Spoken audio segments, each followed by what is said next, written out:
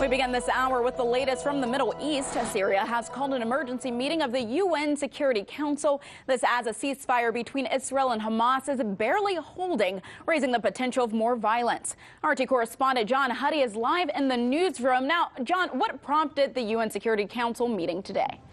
Yeah, and Ashley, by the way, that meeting just wrapped up right around about 15-20 minutes ago. Syria asked for the emergency meeting to discuss, among other things, including the ongoing refugee crisis, President Trump's official recognition of Israel's sovereignty over the Golan Heights, a story that we've been covering, of course, extensively.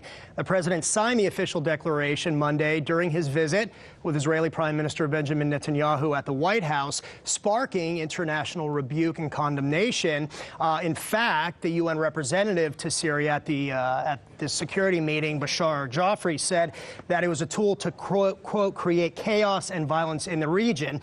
Well, so far, the Arab League, European Union, United Nations, and unsurprisingly, Iran, Syria, Turkey, and Russia have all denounced President Trump's declaration as well. And some background here, Israel took control of the Golan Heights during the Six-Day War in 1967, then annexing it in 1981, a move that is not recognized by the United Nations. Well, President Trump made the announcement 2 weeks ago, or just 2 weeks, I should say, before Israel's elections in what many agree was clearly a move intended to show support for his friend, Bibi Netanyahu, and bolster his re-election bid at a time when Netanyahu is facing criminal indictment on bribery and corruption charges. And at this point, it looks like he remains ahead in the polls over his biggest competitor, Benny Gantz of the Blue and White Party. The bottom line is that Israel really has never intended to give the Golan Heights back to Syria, and Syria, despite the tough rhetoric about retaking it by force at some point,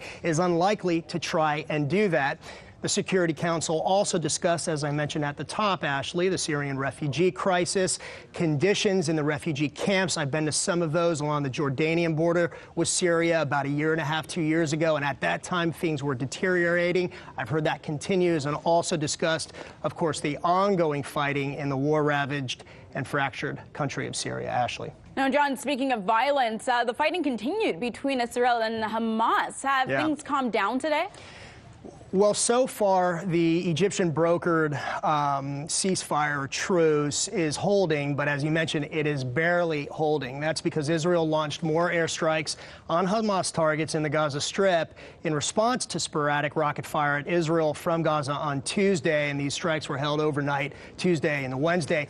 After the escalation in violence over 48 hours, that really raised the specter of another war like we saw and like I covered back in 2014 during Operation Protective Edge. At this point, Israel has deployed 2 brigades, armored and infantry brigades, to the Gaza border, also to the Negev Desert, and has called up its reserve forces, several thousand in all. The IDF remains on high alert both in the south along the Gaza border and also in the north along the border with Lebanon.